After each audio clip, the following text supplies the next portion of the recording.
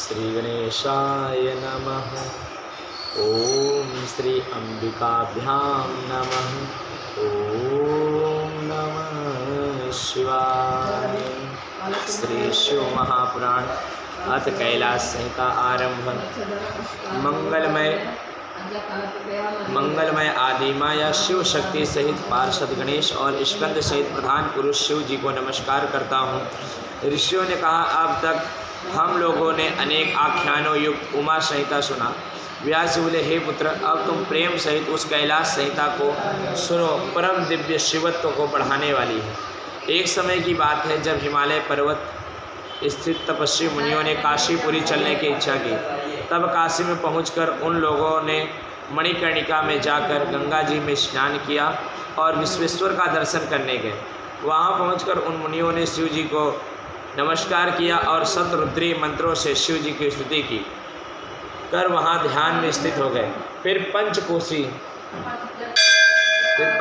देखने की इच्छा से जो वहां सूर्य जी आए तो उन्हें देखकर सब ऋषियों ने उनको यथोचित अभिवादन किया और सूर्य जी ने उनकी कुशलताएं पूछी। मुनियों ने अपना कुशल समाचार कहा। तब प्रणय का अर्थ जानने वाले उन मुनियों ने कहा, हे महाभाग, हे व्यास जी के शिष्य परम पौराणिक सूर्य जी, आप धन्य हैं कि जो आप में इतनी प्रगाढ़ शिव भक्ति विद्यमान है तथा आप विज्ञान सागर हैं। तभी तो भगवान वेद व्यास जी ने आपको पुराणों से अभिषिक्त कर पुराण का ज्ञाता गुरु कर दिया है। आपके हृदय में पुराणों की कथा सर्वथा स्थित है और जिन पुराणों में वेदों के अर्थ भरे हुए हैं तथा वेद ओमकार से और ओमकार का स्वरूप शिव है और जिससे आप प्रतिष्ठा करने वाले हैं, हम लोग आपके श्रीमुख कमल से निकली हुई उस मनोहर, उस मकरंद रूप अपूर्व अमृत का वर्णन सुनना चाहते हैं कि जिससे ज्वर रहित हो ना आप बढ़कर हमारा कोई गुरु नहीं है। अतएव आप कृपा करके हमें महेश्वर का परम ज्ञान सुनाइए। तब ऋषियों के ऐसे वचन को सुनकर व्यास जी के प्रिय सूर्य जी कहने लगे, हे मुनीश्वरों, आप बड़े ही भाग्यशाली और धन्य हैं जो कथाओं को सुनने में आपकी इतनी दृढ़ भक्ति है। अतएव हमारे गुरु व्यास जी ने नैमिषारण्य के वासी मुनियों को जो उपदेश दिया था वही मैं आपसे कहता हूँ, उसी को आप प्रसन्नता से सुनिए।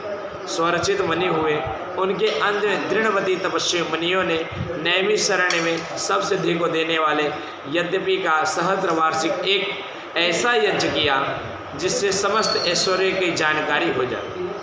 तब इस परम इच्छा से उन्होंने मन ही मन में व्यास जी को प्रणाम कर शिव जी की भक्ति परायण हो सर्वदा भस्म और रुद्राक्ष धारण किया। तब उन्हें ऐसा करते देख व्यास जी वहाँ उपस्थित हुए, जिन्हें स्वर्ण का आसन देकर मुनियों ने बैठाया और संपूर्ण उपचारों से उनकी पूजा की। तब व्यास जी के पूर्व बैठ गए। तब उन्होंने उन मुनियों से पूछा, हे मुनिवरों, कहो तुम्हारे इस यज्ञ में सब प्रकार कुशल तो है ना? आपने सम्यक प्रकीर्ण यज्ञ पति का पूजन किया, तो आप यह कहिए आप किस लिए यह यज्ञ किए हैं?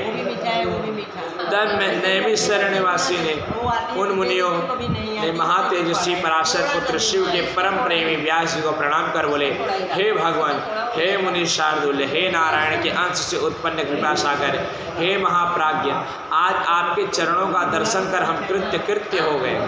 हे महाभाग, इस महाक्षेत्र नैमिषारण्य में जो इस महान यज्ञ का अनुष्ठान किए हैं उनका एकमात्र कारण यही है कि ओमकार के अर्थ को जान जावे। हम परम पिता परमात्मा के उस परम भाव को सुनना चाहते हैं जो महेश्वर का परम रूप है।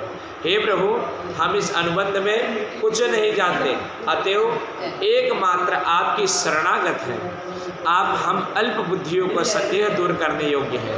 आप हमें शिव ज्ञान रूपी नौका से तार दीजिए।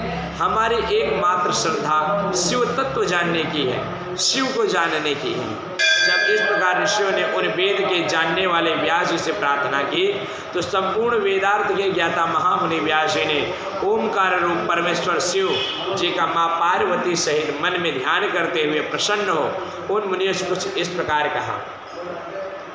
दूसरे अध्याय में बताते हैं, व्यास जी ने कहा, हे विप्रो, यह तो आपने बड़ा ही उत्तम प्रश्न किया है, जिसे प्रणव का अर्थ प्रकाशित करने वाला शिव जी का दुर्लभ ज्ञान नहीं है। शिव जी का वास्तविक ज्ञान ही प्रणव अर्थ का प्रकाश करने वाला और उसी को प्राप्त होता है, जिस पर शूल पाणी शंकर भगवान प्रसन्न होते हैं। शिव भक्ति विहीनों को इसकी प्राप्ति नहीं होती और यह दीर्घ ज्ञान अंबिका के पति भगवान के उपासकों को प्राप्त होता है।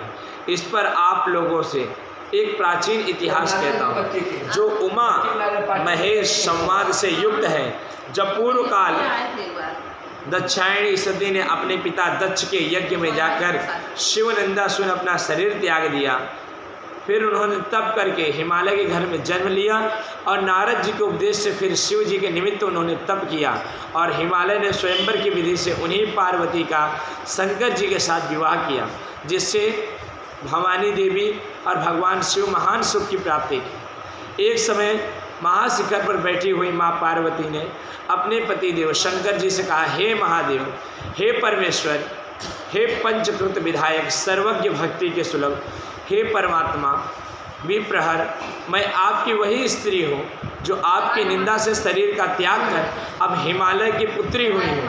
अतः अब आप मुझे मंत्र दीक्षा विधान से विरुद्ध तत्व की प्राप्ति करा देवे। तब देवी पार्वती जी की इस बात को सुनकर शशि भूषण अपने मस्तक पर शशि देव को विराजित करने वाले शंकर जी ने पार्वती जी से कहा, हे देवी, यदि तुम्हारी ऐसी ही इच्छा है तो चलो कैलाश शिखर पर मैं तुम्हें विशुद्ध तत्व में स्थित करूंगा।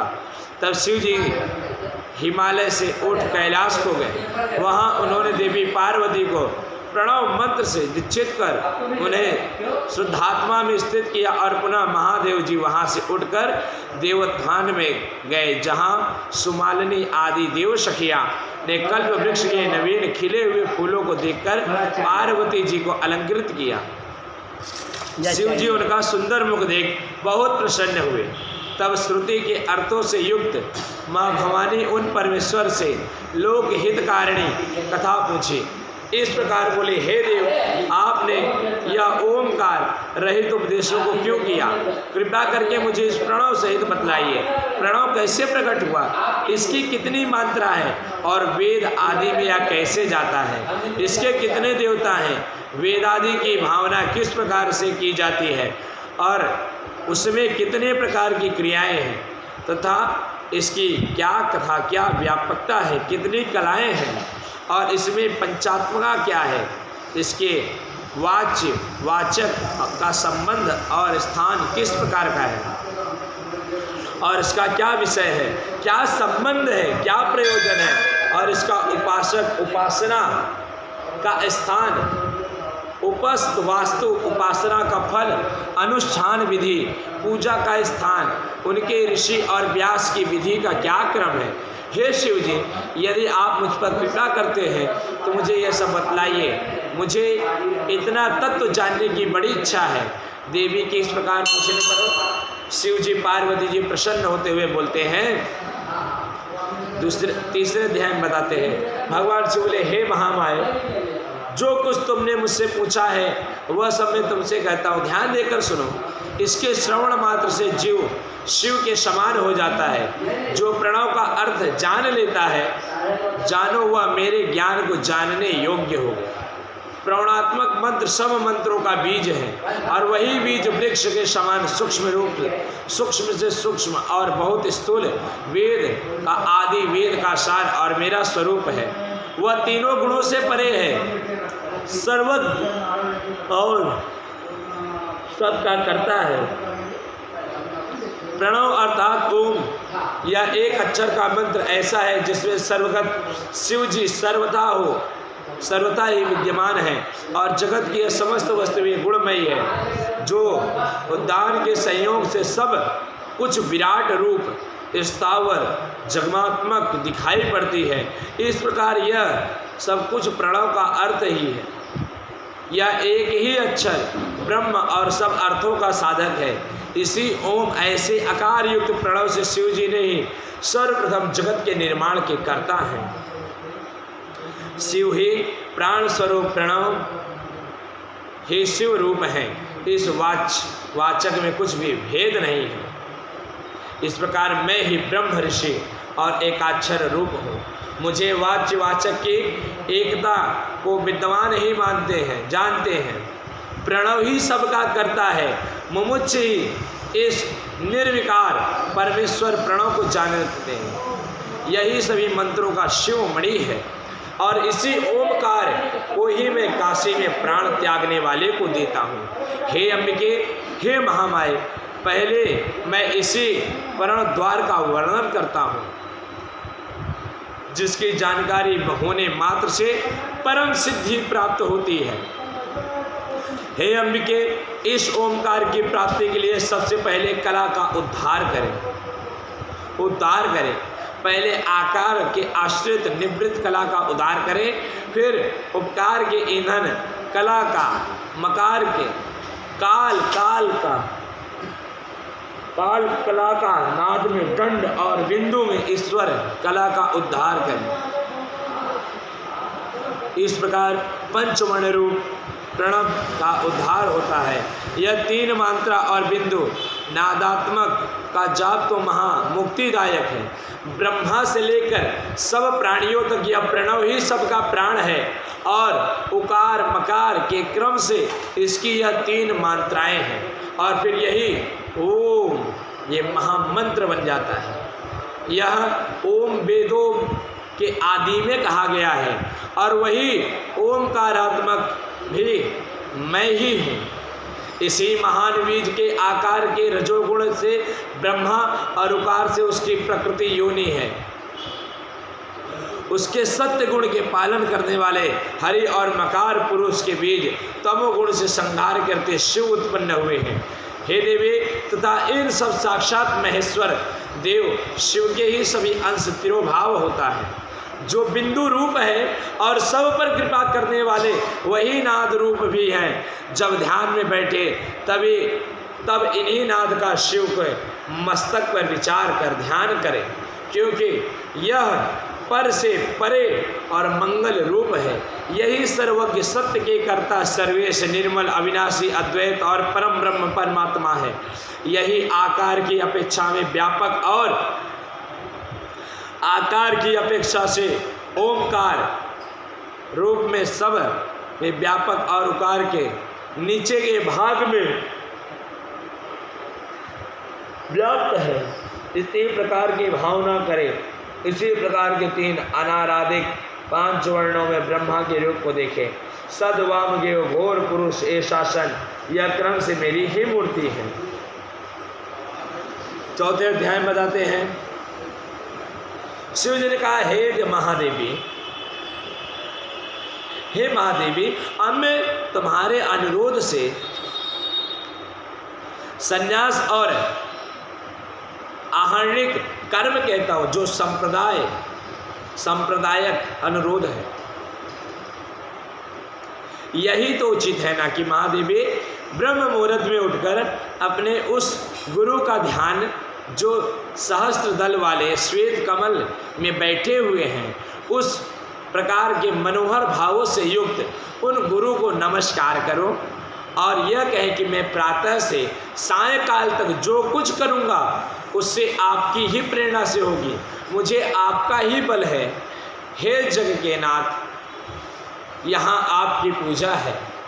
गुरु से ऐसा कह उनकी आज्ञा लेकर जितेंद्रिय आसन पर बैठ प्रणाम करें और मूल से लेकर ब्रह्मार्ध तक के 6 चक्रों का ध्यान करें, जिसमें करोड़ों बिजली के समान सारा तेज समाया हुआ है।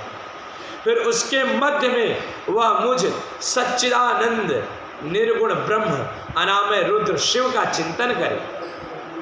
गुरु का ध्यान करने के पश्चात शिव का ध्यान करें, जिनका स्वरूप सदा आनंद स्वरूप है, सत्य चित आनंद है। ऐसे शिव का ध्यान करें। इसके बाद इच्छा हो टहलने के लिए बाहर थोड़ी दूर चले जाएं, फिर अपने नित्य नैमित्त कर्मों को करें और स्नान करके शुद्ध हो। गुरु से सारी विद्याएं सीख और पद्धति में देख पंचाक्षरी का उच्चारण करते हुए 6 प्राणायाम करें और ओमकार रूपी ईश्वर की बड़ी सावधानी से मन में ध्यान करें और 3 अर्घ दें। फिर 108 मंत्र का कर 12 बार तर्पण करें और आचमन कर 3 प्राणायाम करें और मौन हो ऋषियों को स्मरण कर, और जब पूजा के स्थान में जाना हो तो मौन होकर पैर धोकर विधि पूर्वक आचमन करके पूजा के मंडप में जावे। हे महादेवी, और जब आना हो तो पहले दाएं पैर को उठाएं। भगवान शिव 5वें अध्याय में कहते हैं, ईश्वर बोलते हैं कि हे, फिर पृथ्वी को लीप कर दर्पण के समान चिकनी बनावे और हाथ भर के 4 वस्त्र को लेकर चौकों के समान की कल्पना करें। ताल पत्र लेकर उनके समान लंबे और चौड़े समान 13 भाग करके उसी चतुर्थ मंडल में पश्चिम की ओर मुख करके बैठे। पूरब की ओर सूत्र लेकर दक्षिण की ओर और उत्तर की ओर क्रम से 14 सूत्र बिछावे। ऐसा करने से 169 कोण हो जाएंगे और जिनके बीच की कणिका से 8 कोष्ठ के बाहर उस मध्य कोष्ठ का अष्ट दलाष्टक होता है। इस प्रकार सभी श्वेत वर्ण के दल की कल्पना करें, फिर उसको पीली और काली करें। कर्णिका सूर्येश्वरी, फिर उसका दल संधि को भी लाल और काली करे। कर्णिका में प्रणव अर्थ का प्रकाश करने वाला ऐसा मंत्र लिखे कि जिससे कि नीचे पीठ और ऊपर कांठ लिख। इसके ऊपर अमरेश, मध्य में महाकाल और महाकाल के सिर के निकट दंड लिखकर फिर ईश्वर लिखे और श्याम रंग से सिंहासन और पीत रंग से श्रीकंठ को निश्चित चित्रित करें। अमरेश को लाल और महाकाल को श्याम वर्ण में रंगे। इसी प्रकार दंड को ध्रुव वर्ण, ईश्वर को धवल वर्ण और ऐसा लाल यंत्र लिखकर संध्योजय मंत्र को अच्छदान करें और फिर उसमें उठे हुए नाद से ईशान को भेद कर आग्नेय आदि क्रम में उनकी बाहरी पंक्ति को ग्रहण करें। फिर उसके कोने के 4 कोणों उसमें और लाल धातु से रंग कर 4 द्वार बनाए, जिनके इधर उधर के कोष्ठ पीले रंग से भरे हुए हों और दक्षिण दिशा में कोष्ठ के आगे 8 दल का कमल। इस प्रकार विधि पूर्वक पृथ्वी में जैसा गुरु एवं आचार्य बतावे सब दिशाओं के मंडप को चित्रित कर सूर्य देव की पहले पूजा करो। 6वें अध्याय में बताते हैं कि हे देवी, इस प्रकार उस कमल की रचना कर फिर शक्ति कमल की रचना करें और चतुर्थी विभक्ति के सहित अंत में नमः लगाकर शक्ति कमलाय नमः इत्यादि का उच्चारण कर आग्नेय तिस्तंभ आदि मंत्रों से वस्तुओं को धारण कर गुरु को नमस्कार करें। फिर बाहर की ओर त्रिकोण व्रत क्रम से 4 अस्त प्रमाण कर ओम अर्चन मंत्र से पीठ को धारण कर संघ की पूजा करें और प्रणव से शुद्ध सुगंधित जल से 7 बार गंध पुष्पादि से ओम की पूजा कर धेनु मुद्रा दिखावे, फिर शंख मुद्रा दिखावे। इस प्रकार अपनी आत्मा को शुद्ध करें। फिर 3 प्राणायाम करके ऋषि आदि का स्मरण करें। फिर आज्ञा न्यास कर अस्त्र मंत्र की अग्नि के कमल का प्रोक्षण करें। श्वेत वस्तुओं से इस दक्षिण कमल की पूजा करें। इस प्रकार उसके ऊपर नीचे और चारों ओर से पूजा करें। पश्चात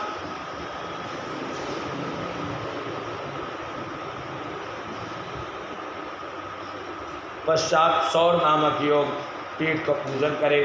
पूर्व सिंहासन के ऊपर मूल मंत्र से मूलाधार में प्राण रोक आसन से बैठ पिंगला नाड़ी में प्रवाह से शक्ति को उठावे। जहाँ पार्वती सहित भगवान देव रुद्राक्ष की माला पहने पास घुंड बाण कपाल अंकुश कमल और शंख धारण किए हुए 4 मुख और 12 नेत्रों से सुशोभित स्थित है, तब प्रकाश सहित सूर्य का आवाहन करता हूँ। ऐसे कहते हुए नमः लगाकर उनका आवाहन करे और मुद्रा आदि स्थापना कर मुद्रा दिखावे। और हाँ हूँ इन बीज मंत्रों से अगन्यास कर 3 बार महेश्वरी पद्म के केशरों में और 6 अंगों में अग्नि, ईश्वर, राक्षस और वासु आदि के 4 मूर्तियों का आवरण में पूजे।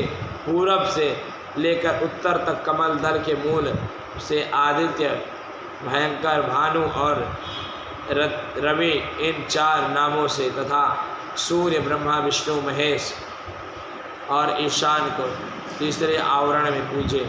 इस प्रकार भस्म धारण कर शिव भक्ति के लिए अंग न्यास कर नम्रतापूर्वक गुरु की पंचोपचार पूजा कर ओम श्री गुरुवे नमः ऐसा कहकर नमस्कार करे। इस प्रकार पूजा के विधान से युक्त हो ओम ब्रह्मात्मने नमः के क्रम से ईशान आदि का ज्ञान कर पंचकला क्रम से सजोजात की कल्पना करें। बुद्धिमान इस प्रकार का प्रणवन्यास कर भी परमात्मा का बाधक सहन्यास करें। 7वें अध्याय में बताते हैं शिव जी कहते हे महामाया, हे महादेवी, इस प्रकार अपने बाएं ओर चौकोण मंडल बना ओम का अर्चन करें। उनके अस्त्र मंत्र से सुशोभित हो, उसके बाद भी आधार पर प्रणव को ही पूजें और चंदन आदि तथा सुगंध वाले जल से पूर्ण करें। उसके आगे चौकोण शंख का मुद्रा अर्धचंद्र और उसके बाद त्रिकोण मुद्रा दिखावे, षष्ठकोण मुद्रा करें। फिर उसमें ओमकार को गंध पुष्पादि से पूजें। फिर उसमें पवित्र जल भरें। इस प्रकार जैसा गुरु बतावे उसके अनुसार गुरु मूर्ति की कल्पना कर गुरुभ्यो नमः ऐसा कहते हुए गुरु की प्रदक्षिणा कर उनका ध्यान करें। फिर गणनान्त्वा गणपति इत्यादि मंत्रों से मूर्ति स्थापना कर देवताओं का आवाहन करें। एकाग्र मन से ध्यान करें। इस प्रकार गणेश का 16 से पूजन करे, फल फूल चढ़ावे, नमस्कार करें। फिर स्कंद को पूजे और अग्नि गंगे मंडल में सूर्य, चंद्रमा, संबंधन भी ध्यान करें। फिर कमल के सब आसन पर सुंदर श्वेत पुष्प रक्त और आधार शक्ति से आरंभ कर शुद्ध विद्या से आसन पर्यंत उकार सहित चतुर्थी विभक्ति के अंत में नमः लगाकर मंत्र जपता हुआ सब ईशान आदि 5 ब्रह्म को पूर्वे फिर सावधान मन होकर मोमनी गौरी की पूजा करे। ब्रह्म दिखावे हे देवी जो इस प्रकार विधि पूर्वक और ध्यान मेरी और तुम्हारी उपासना करते हैं और संघ के जल स्नान कराकर उकार के प्रोक्षण करते हैं वही सिद्धि होते हैं। 8वां अध्याय बताते हैं ईश्वर बोले हे महामाया, इस प्रकार पूजन के क्रम से बुद्धिमान उचित है कि वह सर्वप्रथम गणेश कार्तिकेय का पूजन करे। फिर वेद आदि स्वरूप महादेव का आवाहन करके पूर्व दिशा के भाग में कमल की कणिका के ऊपर चारों ओर से पूजन करें और आओ राजा जन्म इस ऋवा से रुद्र की पूजा करें और कर्णिका के दलों में आवाहन करें। शिव को पूर्व, हर को दक्षिण, शिव को उत्तर और भव को पश्चिम दिशा में पत्र में यथाक्रम से पूजें। फिर ओम राम ओम पाम ओम याम ओम लाम अर्पण पूर्वकम अहम ओम वा ओम शाम और वेद आदि में ओम श्री बीज, इन 10 बीजों में लोकपालों को पूज। ईशान देव में दक्षिण भाग में पूजे। फिर ब्रह्मा विष्णु का सविधि 16 से पूजन करें तथा पंचम आवरण में देवेश का अर्चन कर ओमकार युक्त शिव का ध्यान कर गंधादि उपचारों से सविधित शंकर की पूजा कर नैवेद्य चढ़ाए और आचमनी अर्घ्य आदि प्रदान कर भोजन की सामग्री और तांबूल निवेदन करें। फिर निम्पाजनानी क्रम से शेष पूजा और विसर्जित कर देवी देव का ध्यान कर 108 मंत्र जपे। फिर उठकर पुष्पांजलि ले और यो देवानामेति उपनिषद की नारायणी इन 6 ऋचाओं का जाप करे और वेदादो स्वर प्रोक्ति तक जपे। फिर पुष्पों जल अर्पित कर प्रदक्षिणा करे और परम भक्ति से साष्टांग प्राणायाम और इस प्रकार प्रदक्षिणा करते हुए उनके अनेक प्रकार प्राणायाम करें तथा आसन पर बैठकर शिव माहेश्वर आदि के नाम का 8 बार उच्चारण करके कहे कि हे भगवान, हे शंभु, यह सब आपका ही आराधना किया है। ऐसा कहते हुए शंख जल और पुष्प पर चढ़ाकर पूजा समाप्त कर अर्घ सहित 8 बार फिर नाम जपे और हे देवी, इसके आगे भी मैं तुम्हारी भक्ति करता हूँ। हे महामाया, मैं आपके चरणों का दास हूँ। इस तरह से ध्यान से कहना चाहिए। 9वें अध्याय में भगवान शिव कहते हैं, हे महामाया, या तो परमात्मा शंकर जी के शिव, महेश्वर, रुद्र, पितामह, संसार के वेद, सर्वज्ञ परमात्मा, ये 8 नाम मुख्य और नित्य प्रतिपादक हैं। फिर भी उपाधि निवृत्त होने पर शिव, शंकर और महादेव ये तीनों नाम शिव रूप ही हैं।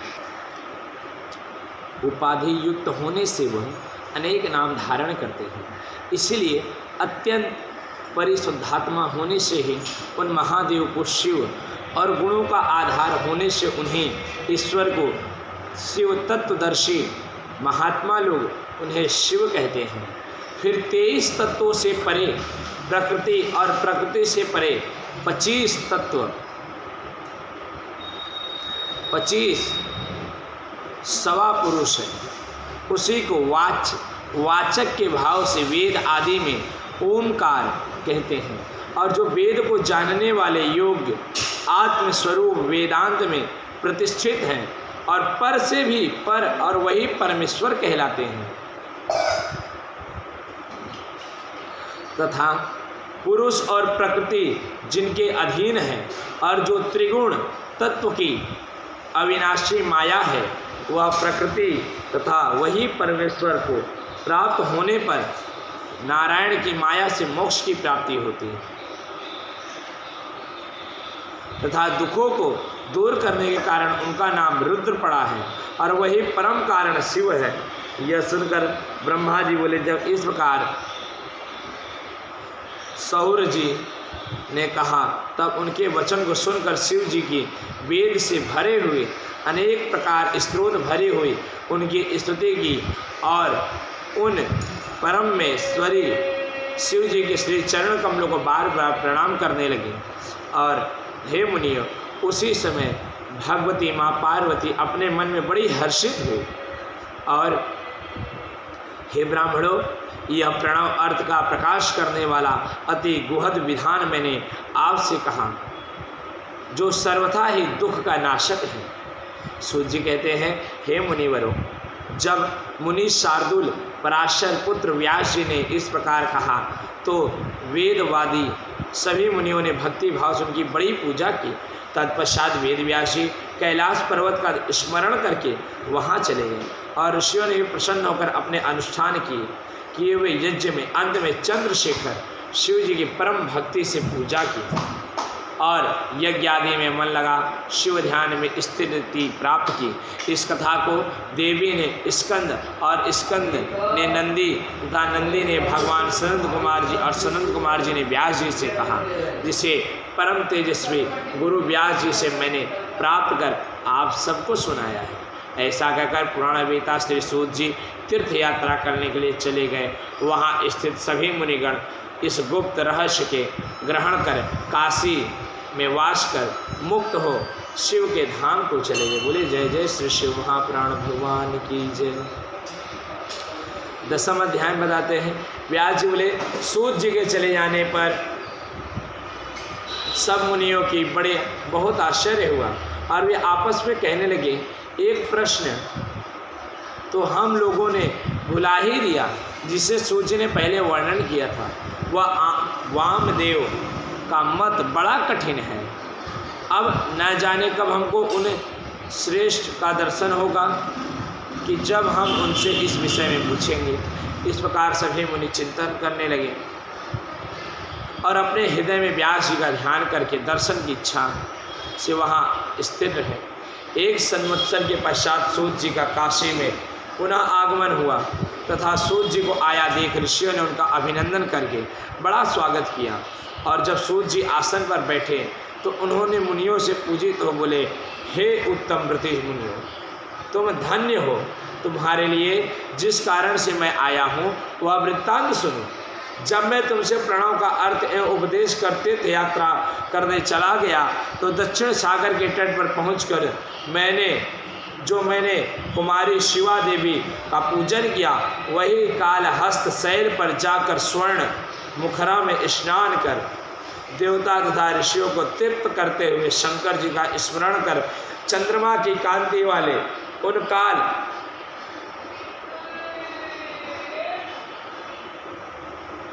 हस्त इसको तृप्त किया कि जो पश्चिम की ओर मुख किए 5 सिर वाले और बड़े अवधूत हैं, जिनका एक बार दर्शन करने से सारे पाप नष्ट हो जाते हैं।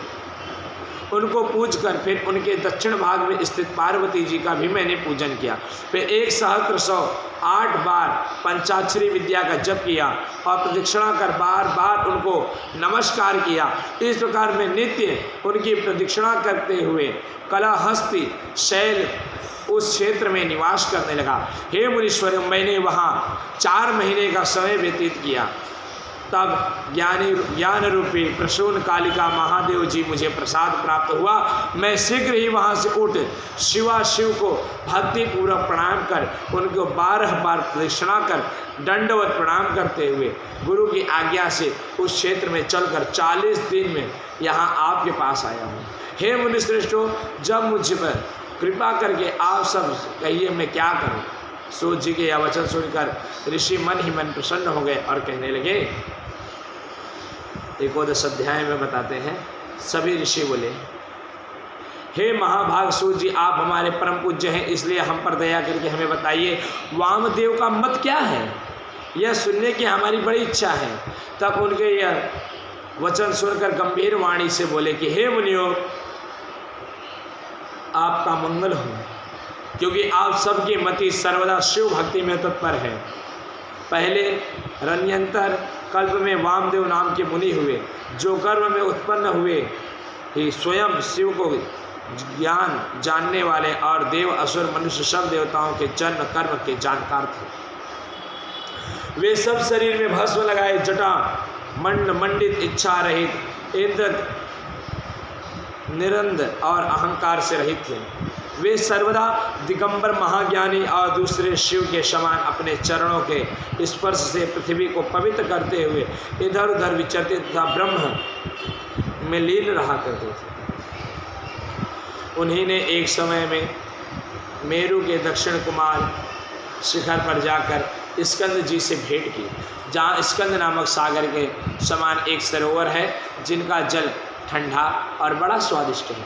तब शिखर के ऊपर बैठे हुए मुनि वृंदों से सेवित भगवान शिव जी के पुत्र स्कंद कुमार जी को उचित सूर्य के समान, जिनके 4 भुजा सुंदर शरीर मुकुट आदि से विभूषित है, अगल बगल रत्नभूत 2 शक्तियाँ उपासना कर रही हैं और जो मोर पर बैठे हुए देखकर उन मुनीश्वर ने परम भक्ति से उनकी बड़ी पूजा की, हाथ जोड़कर एक दिव्य स्तोत्र की बड़ी स्तुति की। तो महेश्वर के पुत्र भगवान स्कंद प्रसन्न होकर बोले, हे मुनि, मैं आपकी पूजा से प्रसन्न हूँ। आपने यह जो प्रेम भक्ति से मेरी स्तुति की है, इसके लिए मैं आपकी क्या करूँ, आप बताइए। क्योंकि आप जैसा योगियों को मुख में परिपूर्ण और निष्प्रभ इस लोक में कुछ भी प्रार्थनीय नहीं। फिर आप जैसे लोक कल्याण पृथ्वी में विचरते हैं। हे ब्राह्मण, आपकी जो इच्छा हो वह कहिए, लोक रक्षार्थ में उसे कहूँगा। तब स्कंद जी के ऐसे वचन सुनकर महामुनि वामदेव प्रसन्न होकर यह मेघवत गंभीर वाणी में बोले, हे भगवान, आप परम पर के स्वामी, सर्वज्ञ, सब के कर्ता और सर्वशक्तिधर हैं। हे प्रभु, हमारे जैसे जीव आपका गुण वर्णन करने में सर्वथा ही असमर्थ है। यह सब तो आपकी कृपा है भगवान, जो हमसे ऐसा कहते हैं। हे महाभाग, अब आपसे कुछ पूछना चाहता हूँ, उसे क्षमा कीजिए, क्योंकि मेरा यह अतिक्रम है। प्रण वही साक्षात परमेश्वर वाचक, वही देव पशुपति वाच्य है, जो पशुओं के पाप मोचक। यदि शिव जी को प्रणव का द्वारा बुलाया जाता तो वे क्षण मात्र में पाप को दूर कर देते हैं। ये भगवान, इस प्रकार प्रणव पाशनाओं ही तो पाप मोचक हुई और प्रणव की ही वाचकता सिद्ध हुई।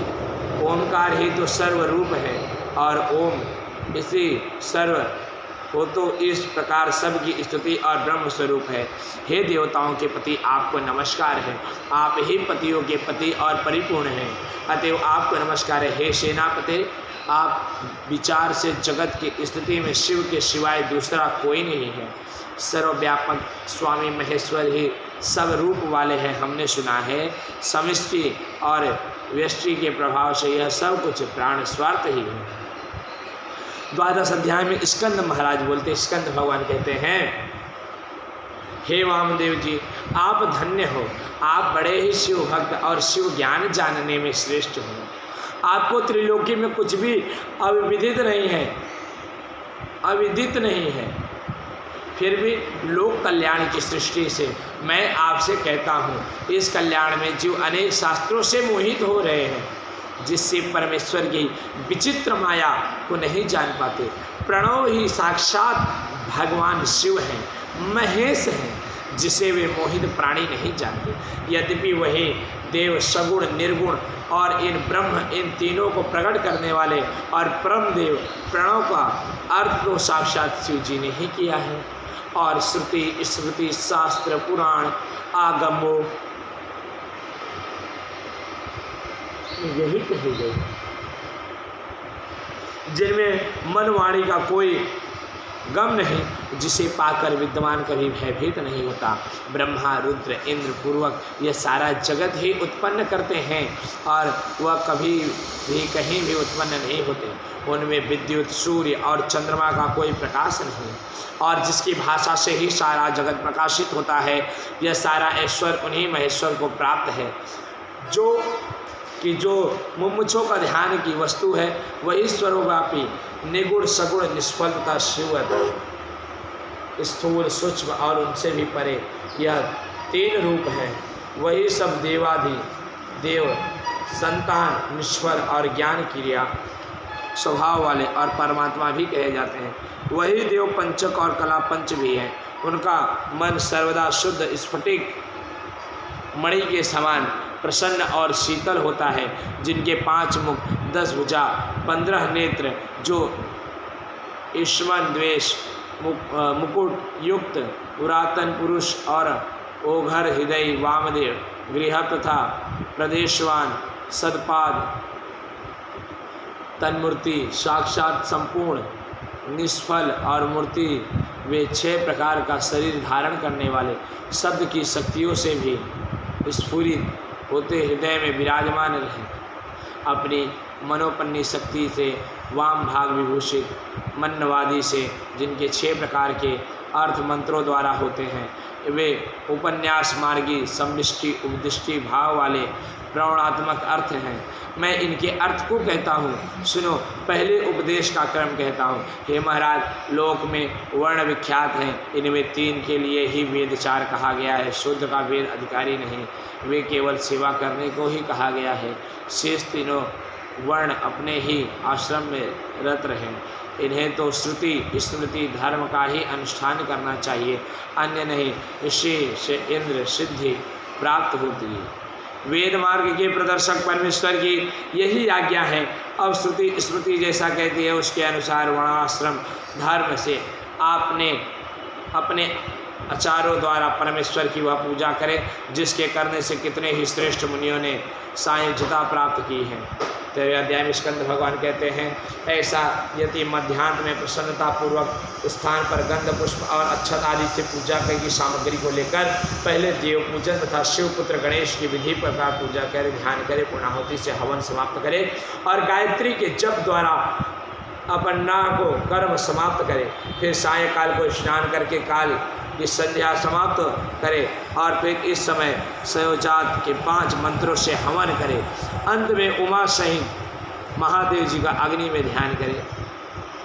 फिर सावित्री के प्रथम पाद का उच्चारण करते हुए गायत्री के दूसरे पाद का उच्चारण करे, फिर 3 पाद का उच्चारण करे और सावित्री प्रवेश्यामि ऐसा कहकर भूर्भुवस्व स्वस्त्रोत ऐसा कहते हुए उन शंकर जी का साक्षात ध्यान करे जो अर्धनारी नागेश्वर हैं, जिनके 5 मुख है, 10 भुजा है, 15 नेत्र और बड़ा उज्ज्वल शरीर है, जिन सदाशिव और मनोहर देव की जगतात्मा त्रिलोक उत्पन्न करने वाली त्रिगुण और निर्गुणमयी शिव धर्म पत्नी है। ऐसे विचार कर बुद्धि पुरुष उस गायत्री देवी का जप करे, क्योंकि वह आदि देवी त्रिपदा ब्राह्मण वंदित और अजा है। वही व्याहतियों में उत्पन्न, उन्हीं में लीन होने वाली और वेद की आदि प्रणव और शिवपात्री है। यह मंत्र राज सब मंत्रों का बीज है। वह प्रणव शिव और शिवा ही प्रणव है, उसमें वाच्य वाचक तथा भेद नहीं। इस प्रकार महा मंत्र को काशी में शरीर त्यागने वाले मरते समय उपदेश देकर शिव जी मुक्ति करते हैं। इस प्रकार उच्चारण कर उन परम कारण देव एकाक्षर श्रेष्ठ को यदि श्रेष्ठ हृदय कमल में धारण करके पूजे। 12वें अध्याय में वामदेव बोले, हे भगवान, सब देवताओं के ईश्वर शिव जी के पुत्र प्रणतारित भजन 6 प्रकार के अर्थ का ज्ञान क्या है? 6 प्रकार के अर्थ कौन कौन से हैं? उनका क्या ज्ञान है? इसका प्रतिपादक कौन है और इस ज्ञान का क्या फल है? जिसके जाने बिना जीव शास्त्रों से विमोहित हो रहा है और मैं भी शिव माया से विमोहित हो रहा हूँ। मैं आपकी शरण में हूँ, आप मुझ पर कृपा करके ज्ञान अमृत को पिलाइए कि पाकर मोर रहित हो जाऊं।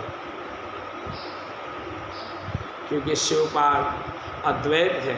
जब मुनियों ने इन सवालों, इन वचनों को सुन शक्तिधारी प्रभु शास्त्र के विरोधों को शिवपद अद्वैत और मुनियों के वचन को सुनकर शक्ति धारी प्रभु शस्त्र विरोधकों के लिए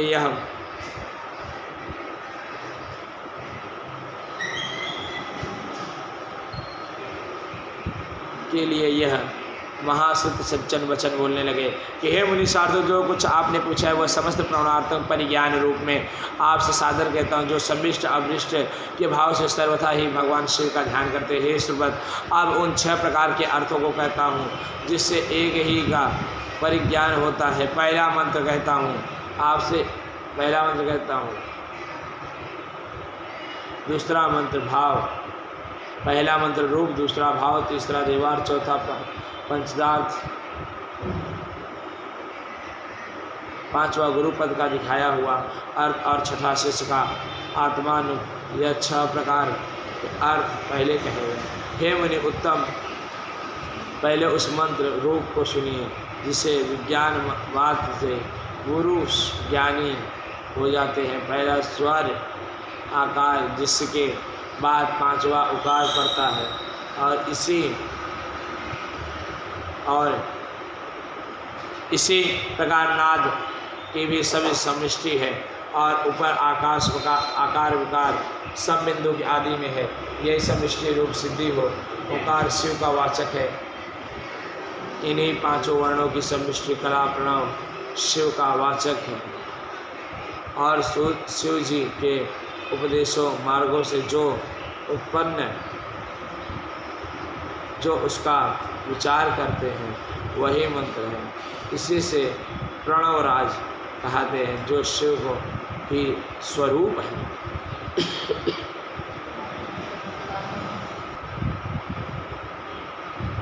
15वें अध्याय में बताते हैं उपासना मूर्ति वर्णन।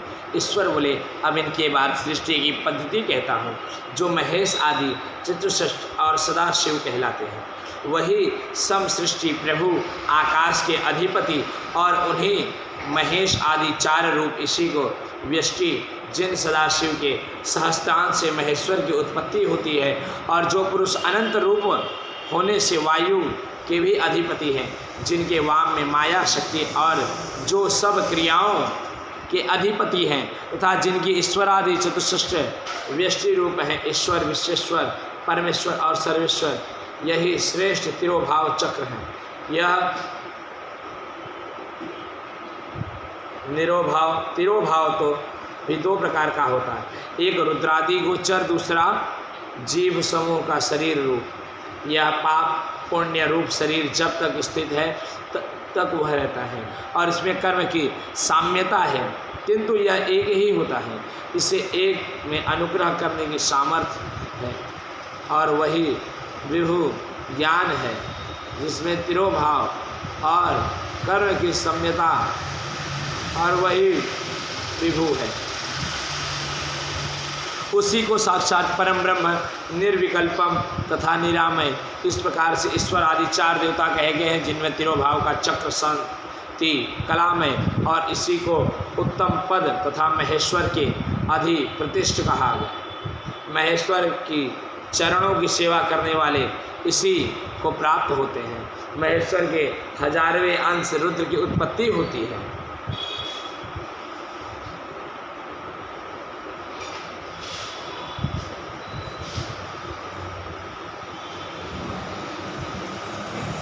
जो अधेर शरीर के होते हैं और जो समस्त तेज तत्व के स्वामी हैं तथा जो प्रभु अपने वाम भाग में गौरी शक्ति धारण किए और संहार करने वाले उन्हें व्यष्टि रूप शिव हर मुंड भव ये 4 शिवादि अभुत चक्र विदित हैं, स्वप्राण से रहित हैं, जो जिनके ऊपर नीचे 10 गुणा जल व्याप्त है।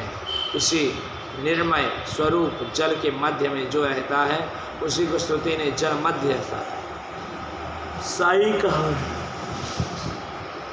जिसमें अपने अनुग्रह तिरोभाव संहार स्थित और सृष्टि से युक्त निरंतर एक शक्ति युक्त रहकर शिव जी की लीला करते हैं। हे मुनियों, अधिक कहने से क्या, मैं सार कहता हूँ। यह निश्चित हो जाना शिव जी ही सर्व शक्तिमान है।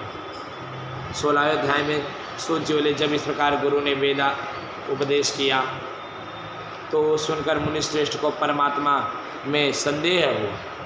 तब उन्होंने कहा, हे स्वामी, आपके मुख कमल से मैंने जो ओमकार रूप का अमृत पान किया उसमें अब मेरा ज्ञान दृढ़ हो गया और इस विषय में कुछ संदेह न रहा। फिर मैं आपसे अब थोड़ा प्रश्न करता हूँ। सदाशिव को लेकर कीर्ति पर्यंत यह जो जगत रूप की स्थिति और जिसमें सर्वत्र स्त्री पुरुष दिखती हैं और जिनमें कुछ संदेह नहीं, इस प्रकार के रूपवान जगत में है।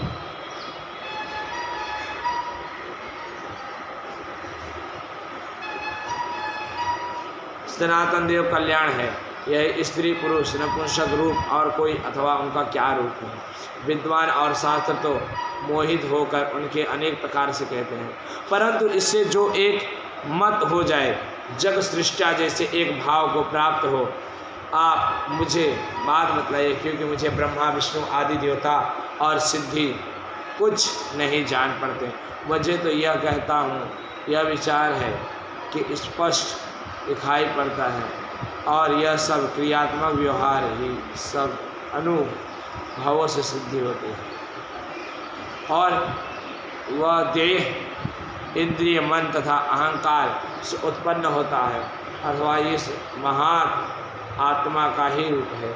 इसके विवाद आप मेरे इस संशय पे विष वृक्ष को उखाड़ कर ऐसा कर दीजिए जिससे हमारे चित्त की भूमि शिव के उद्धार की शक्ति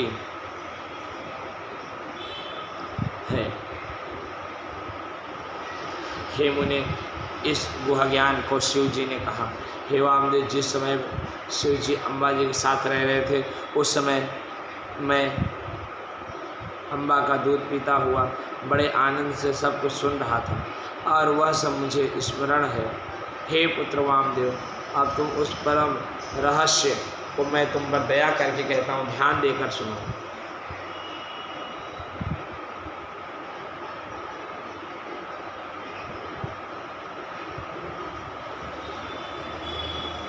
भला आप लोगों के जैसा कौन है जो इतने बड़े विस्तार युक्त शास्त्र वाद के शिष्यों को उपदेशते हैं, परंतु जिनकी नीच बुद्धि है वे अभी भी कल्प आदि शास्त्रों को पढ़कर भी ऐसा ही कहते हैं। ऐसे शिवनिंदक पहले ही 6 मुनियों द्वारा शापित हैं, अन्यावादी, अतः उनको वार्ता कदापि सुनने योग्य नहीं है, क्योंकि उन्हें कोई शिक्षित और अंचुरादि करता जय योग्य है, और क्योंकि उन्हें तो शिक्षित और अंचुरित करता जन्य देखते हुए अनुमान प्रयोग भी परमेश्वर का रूप है। स्त्री पुरुष रूप विश्व कृत्यम दिखाई पड़ता है। श्रुतियों में ऐसा कहा गया है कि सच्चिदानंद ब्रह्म इन रूपों से सत्य और वही प्रपंच की निवृत्ति करने वाले हैं, सदात्मा कहलाता है। जिन शिव जी की शक्ति से संयोग से ही जिन शिव जी की शक्ति से संयोग से एक ऐसा आनंद की प्राप्ति होती है। वामदेव जी बोले, हे भगवान, पहले तो आपने यह कहा कि प्रकृति के नीचे निमित्ति और ऊपर पुरुष है, प्रकृति के नीचे नियति और ऊपर पुरुष है। अब आप यह दूसरा क्या कहते हैं? माया से संकुचित रूप तो आपने कहा ही। आपने कहा कि वह नीचे अस्तु, हे नाथ मेरा संशय दूर कीजिए। स्कंद जी बोले, हे मुने, अद्वैत शिववाद में किसी प्रकार की भी द्वैत का समावेश नहीं। यह नश्वर अविनाशी है। इस प्रकार वह एक ही शिव सच्चिदानंद रूप वाले और ब्रह्म है, जिन्हें सर्वज्ञ, सबका कर्ता और विधानों त्रिवेदों का उपासक कहा गया है। शिव जी की ही अपनी माया और इच्छा से संकुचित रूप के समान पुरुष हो गए, जिनकी 5 कला और जो भोक्ता है वही पुरुष प्रकृति के गुणों के भोक्ता है। सूर्य जी बोले, जब वेदांत इस प्रकार काशनंद कुमार जी ने कहा तब ऋषि वामदेव जी नर्म होकर बार बार पृथ्वी पर गिरकर उनको दंडवत प्रणाम करने, क्योंकि उनके चरणाबिंद से विहित उन्हें परम तत्व की प्राप्ति हुई है। 18वें अध्याय में सोने झूले इस परम रहस्य को सुनकर वामदेव जी महेश्वर के पुत्र ने क्या कहा? उन्होंने कहा, जिनके द्वारा इस पावनी कथा की उत्पत्ति हुई, प्रेमा गर्भित वचन को सुनकर प्रसन्न हो महापंडित सूर्य उन शिव प्रेमियों से बोले, हे मुनि, आप महान महादेव जी के भक्त हैं और आप धन्य हैं। स्कंद जी ने पूछा, हे भगवान, हे सर्वत्र विशारद शरणमुखी, अब आप मुझे संप्रदाय के अनुसार उस ज्ञान को बतलाए जिसे उपदेश के बिना जीवों को भोग मोक्षादि सिद्धि नहीं होती। अब मैं एक परम गुप्त आपसे कहता हूँ, ध्यान से सुनिए। वैशाख, श्रवण, अश्विनी, कार्तिक, अगहन, माघ, इन महीनों में शुक्ल और शुभ दिन में पंचमी अथवा पूर्णमासी के शुद्ध हो गुरु के चरण का उसने निकट युग में स्पर्श चर्म अभिवादन किया, गंध पुष्पादि से पूजन किया, दीपक दिखाया, मुँह गुदा से रक्षा किया, कवच मंडल दिया, आच्छादित किया, अर्घ्य दिया, विद्या दिया, द्रव्य दिया, सुदक्षिण पुष्पों से पूजा की, आधार के सौदे और फिर और फिर पीपल, पुख्यान, जामुन, आम, बरगद, इन पांचों की छाल, इन्हीं के पत्ते, हाथी, घोड़े, रथ, बांधी आदि नदी संगम स्थान की मिट्टी लेके आवे और फिर सब मिलाकर सब वस्तुओं घट से अलंकृत करे और घट में पंचरत्न डाले और पंचरत्न न हो तो धार्मिक सहित उसमें स्वर्ण ही डाल दे। फिर नील, मणिवाक्य, स्वर्ण और मूंगा, गोमेद और इन पंचरत्नों से लेकर नम्रत्न उच्चारण करे और अंत में ग्लोम ऐसा उच्चारण करते हुए प्रेम सावधानी पूर्वक एक खीर और तांबुल रखकर 8 नामों का पूजन करें। फिर गुरु से शिष्य को अष्ट संबंध का उपदेश दें और आही में हम के अर्थ समाहित आत्मा स्वयं शिव है और परोक्ष ज्ञान दे। सादर उनका तात्पर्य इस प्रकार 22 वाक्यों में समझते हैं। स्कंद जी बोले, जब गुरु जी इस प्रकार कहे कि मैं ब्रह्मा हूँ, वह तू है, आत्मा ही ब्रह्म है, सारा जग ईश्वर के अधिष्ठ है, मैं ही प्राण हूँ, आत्मा ज्ञान है, प्रज्ञानता अर्थात जो यहाँ विचरित अभिलाषित वह पर है, वही तुम्हारा आत्म अंतर्यामी और अमृत है। वह एक ही पुरुष में और आदित्य मैं हूँ, परम ब्रह्म मैं ही हूँ, परम ब्रह्म भी मैं हूँ, सबसे परे सबका ज्ञाता, वेद शास्त्र का गुरु और स्वयं आनंद लक्षण मैं ही हूँ। वह एक सर्वभूतों के हृदय में मैं ही हूँ, तत्व और पृथ्वी का प्राण मैं ही हूँ, जल का और तेज का भी प्राण मैं हूँ, वायु और आकाश का प्राण मैं हूँ, त्रिगुण का नाम और प्राण भी मैं हूँ, सर्वात्म मुक्त स्वरूप मैं हूँ, यह जो है मैं ही हूँ और हंस मैं ही रहा हूँ। इसी प्रकार सबका ध्यान करो।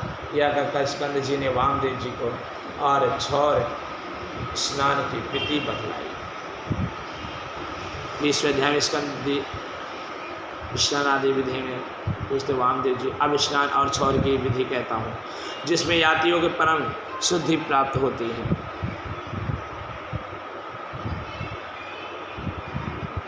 जब इस प्रकार शिष्य योग पद को प्राप्त हो, पूर्ण व्रती हो जाए, तब उससे पहले छौर कर्म करा लेना उचित है। शिव शिव उच्चारण करते रहना चाहिए। दोनों हाथों की अनामिका उंगलियों अंगूठों से अभिमंत्रित करें, फिर नेत्र मूंद कर अस्त्र मंत्र से पढ़े और फिर नेत्र खोलकर नापति के उच्चारण करें। फिर उसमें एक भाग की मिट्टी ले उसे 12 हाथ मिलकर जल से धोवे और एक ढेले शरीर का लेपन करे और फिर जल से धोकर जल में प्रवेश करे। फिर भूभाग की मिट्टी ले बाहर 12 बार सिर से मुख तक समेटे, 12 बार जल में डुबकी लगावे और फिर तट पर जाकर 16 कुल्ला करे और बार बार आसमन कर ओ पूर्वक 16 मंत्र को प्राणायाम करे। फिर बची हुई मिट्टी को लेकर 3 भाग कर उसे एक भाग ले कमर और पैर धोकर 2 बार खुला करे, आचमन करे। फिर मौन हो शुद्ध होकर ओमकार 16 प्राणायाम करे और फिर दूसरे भाग को लेकर ओम कहते हुए जंघे में लगा दे। शिव के चरण कमलों का ध्यान करें जो संसार सागर से तरने वाले हैं। हे मुनीश्वर, यह तो मैंने आपके स्नेह से कहा, अब आगे और क्या सुनने की इच्छा है वह कहिए। 21वें अध्याय में वामदेव बोले, हे गुरु, मैंने यह सुना है कि यातियों का दाह कर्म नहीं होता और केवल शुद्ध भूमि में उन्हें स्थापित कर दिया जाता है, इसका क्या कारण है?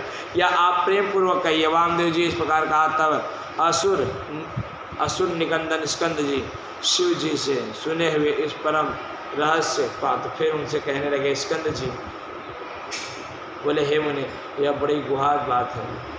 इसी प्रकार का प्रश्न तो शिव योगी भृगु नामक मुनि ने भी सर्वज्ञ शिव जी से किया था, जिससे उन्हें साक्षात शिव जी ने एक कथा के लिए वर्णन किया।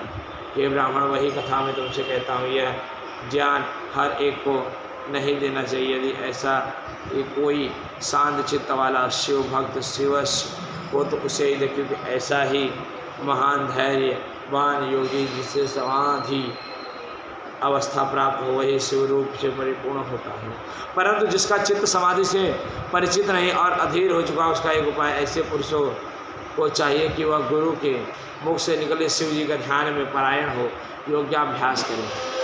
शरीर में और शरीर न चलता हो तो केवल शिव जी का ध्यान करें, जिससे सदा शिव के प्रसाद से नंदी द्वारा प्रेरित पुण्यात्माओं के लोक में जाता है। कैसे भी हो उत्तरायण की प्राप्ति हो जाती है। 22वें अध्याय में स्कंद महाराज बताते हैं, सावधान हो जाइए। अब मैं आपको एकादशी की विधि बताता हूँ, सुनिए। 11वें दिन आने पर जो विधि कही गई है वह मैं आपको स्नेह से कहता हूँ। एक वेदी को शुद्ध लीप कर पश्चिम पूर्व 5 मंडल बनावे, उसमें देवेश अति वाहिक जैसा पहले कहा गया है वैसा ही 5 देवताओं की पूजा करें। इसका एक विस्तृत विधान है। इस प्रकार उनके दिव्य रूप का ध्यान करें। शिव जी की कृपा से क्या सिद्ध नहीं हो सकता, वे सब पर कृपा करने वाले हैं। शिव जी ने अपने पास सब कार्य करने वाली दिव्य और अनुग्रह करने वाली सिर्फ 5 मूर्ति स्वीकार कर ली हैं। उन शिवात्म देवताओं का ध्यान करके उनके चरणों में संग से जल बिंदु समर्पण करें, सर्वविधि और बहुत सी पूजा करें।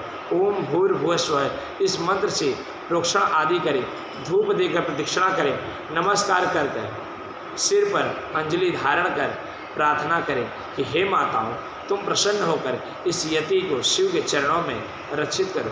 ऐसी प्रार्थना करते हुए सब कर्मों को विसर्जित कर उनके प्रसाद को कन्याओं को बांट दे, अथवा गौओं को खिलावे, अथवा जल में डाल दे, अन्यत्र कहीं न डाले। इसी प्रकार उनका ब्राह्मण श्राद्ध करे, क्योंकि यति का एकाधिष्ट श्राद्ध नहीं होता। इनकी एक अलग विधि है। इसी विधि को करके 4 ब्राह्मणों को बुलाकर उनके चरण धोकर शिव जी की सविधिक पूजा करके शिव के सम्मुख भोजन करावे। फिर गोबर से लीप कर जिस प्रकार पहले ही कल्पित कुछ रखा हो उस पर बैठ प्राणायाम करके कहें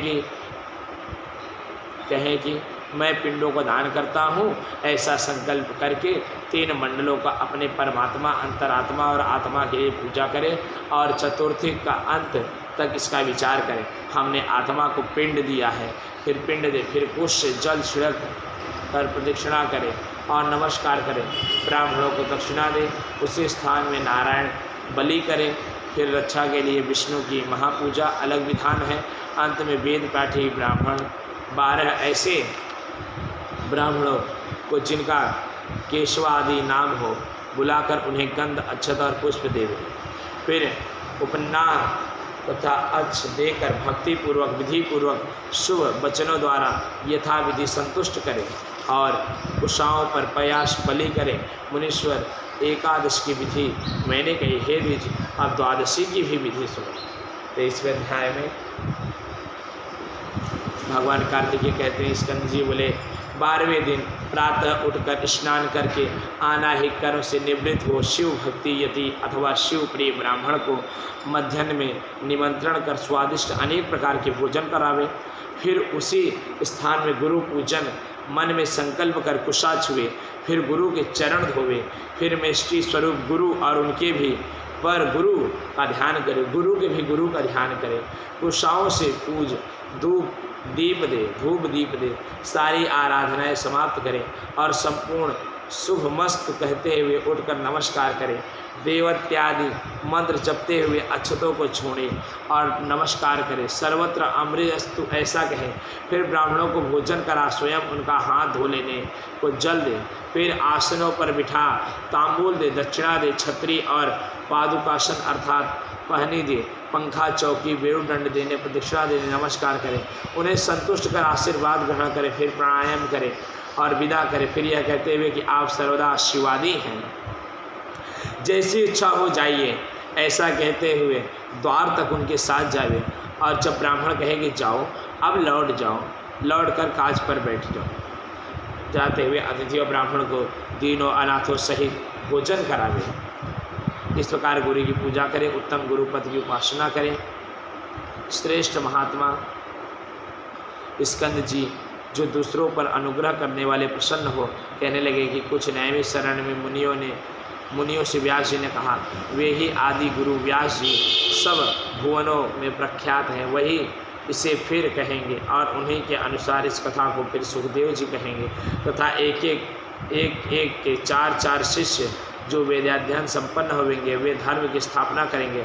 उनके नाम हैं वैशंपायन, पैल, जमयग्नि और सुमंतु, चारों तेजस्वी व्यास के शिष्य और उन्हें हे मुनि, वामदेव, अगस्त, पुलस्त और क्रतु ये चारों महात्मा तुम्हारे शिष्य हैं। और सनक, सनंदन, सनातन, सनंद कुमार, शिवप्रिय, योगी वर्ग, सनंद कुमार जी शिष्य। यह सभी मुनि मंडली बड़ी अद्भुत और परम शिव की अधिष्ठान रूप हैं, जिनको यंत्रियों और वेद अर्थ और उनको विचारों को जानने वाली है। इन्होंने ही वेद आदि के विभाग में कल्पित पंच महाभूतों से आवृत वेदांत सिद्धांत का परम निश्चय किया है, जो मोहनाशक और ज्ञानदायक है, संतोषदायक और जगत का कल्याण कारक तथा लक्ष्मी को देने वाले। मुझ पर प्रसन्न होने के कारण पंडित इसे वामदेव का मत कहते हैं। शिव जी का ध्यान करते हुए यदि शिव स्वरूप हो जाते हैं और इसी प्रकार ब्रह्मा, विष्णु और शिव का भजन कर जैसे नदियों का सागर की प्राप्ति हो जाती है, वैसे ही उनकी समानता से मोक्ष पद को प्राप्त हो जाते। इस प्रकार वामदेव जी का उपदेश सुनकर स्कंद देव जी पूजित अपनी माता पिता के चरणों को स्मरण करके शिखर वृत्त कैलाश शिखर पर चले गए। ऐसा दिव्य ज्ञान दे गुरु चल दिए। फिर वामदेव जी ने स्कंद जी को ही अनुसरण किया और कैलाश पर जाकर पार्वती जी के चरणों में सिर नवाया और उनके चरणों की भक्ति से वे सर्वांग पूर्ण हो गए और फिर उन्होंने पृथ्वी पर गिरकर शरीर शून्य हो इस प्रकार बार बार नमस्कार कर उठे और वेद शास्त्रों का आश्रय पूर्ण अनेक स्त्रोत्र से उनकी स्तुति करने लगे। इन मुनिवरों ने अम्बा सहित एवं पुत्र सहित शंकर जी की बड़ी स्तुति की, देव देवी के चरण कमलों में सिर नवाया, फिर तो उनकी कृपा पा वहीं रहने लगे। हे मुनियों, इसी प्रकार आप लोग भी उन्हीं ओमकार अर्थ महेश्वर को जानकर सुख से वहाँ विश्वेश्वर के चरण कमलों में रहित, जो वेदों में गुप्त सर्वज्ञ तारक मंत्र देने वाले और मुक्ति के दाता हैं, और मैं श्री गुरुदेव के चरण कमलों की सेवा के लिए बद्रिक आश्रम को जाऊंगा। देखे फिर कब मेरा समागम होगा। हे मुनीश्वरों, आपने जो पूछा था वह सब मैंने कह दिया। बोले श्री शिव महापुराण भगवान की जय, श्री शिव परिवार की जय, बोले स्कंद भगवान की जय। जय जय श्री शिव महापुराण। इति श्री शिव महापुराण भाषा कैलाश संहिता पूर्ण। बोल कैलाश संहिता की जय। शिव जय, भवानी जय, जय स्कंद भगवान की जय। ओम नमः शिवाय, ओम नमः शिवाय, ओम नमः शिवाय, ओम नमः शिवाय, नमः शिवाय, ओम नमः शिवाय, ओम